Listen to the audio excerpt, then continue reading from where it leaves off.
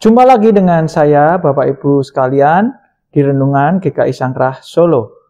Di bulan Desember ini, Bapak Ibu, saya berharap Bapak Ibu dalam keadaan sehat dan diberkati Tuhan. Karena di Desember ini bulan penuh berkat, di mana Tuhan Yesus lahir. Kita memperingati hari Natal, Bapak Ibu.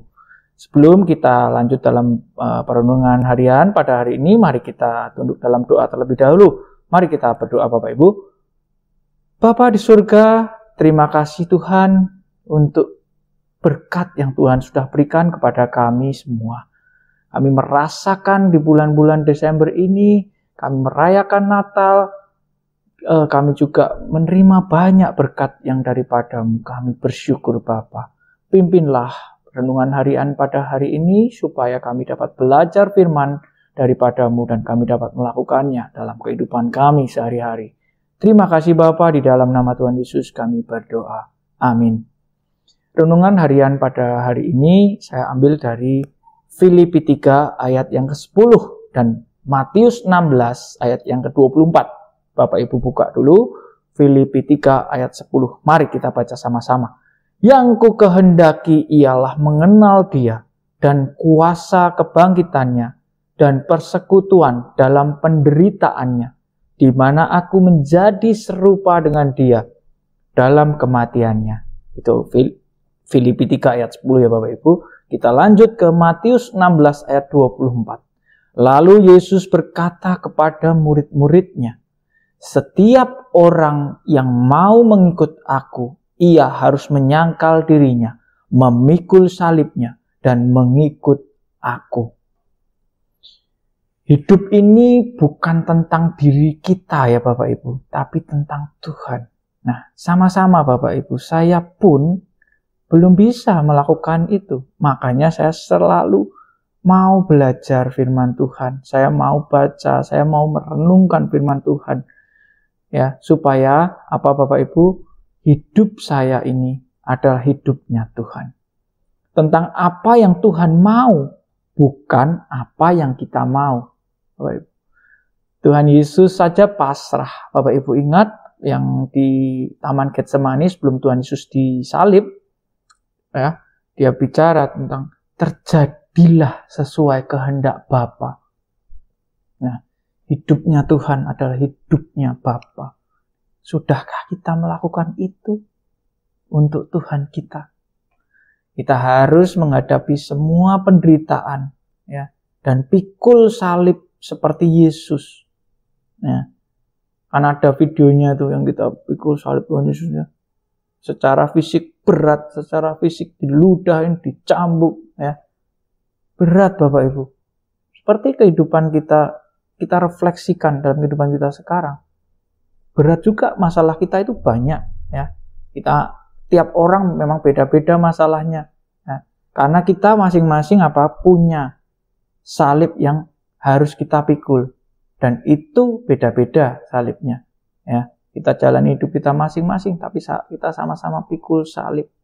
Salib itu bicara apa? Tentang tanggung jawab dan ujian hidup Bapak Ibu. Nah, kita udah tanggung jawab belum? Kalau kita anak Tuhan, kita punya tanggung jawab pikul salib dan menghadapi ujian hidup dengan berpegang kepada firman Tuhan dan pastinya berdoa, minta pimpinan Roh Kudus. Ada yang saat ini Bapak Ibu punya problem atau masalah dalam hidup ini. Ayo, bangkit. Tuhan sudah karuniakan kita kemampuan untuk bangkit dan dibebaskan dari keterpurukan kita. Ayo Bapak Ibu, semangat. Jangan malas Bapak Ibu. Kita kadang malas berusaha, kita malas bangkit lagi. Kita malah menikmati kesengsaraan ini ya, menikmati dalam arti tidak mau bergerak, kita malah datar-datar saja. Ya udah, gimana, saya nggak bisa apa-apa, males ya, nggak mau usaha. Salah Bapak Ibu, tapi kita harus bangkit berusaha untuk melewati masalah ini. Pikul salib itu dengan kuat, dengan tegar, tidak dengan lemes ataupun males-malesan ya.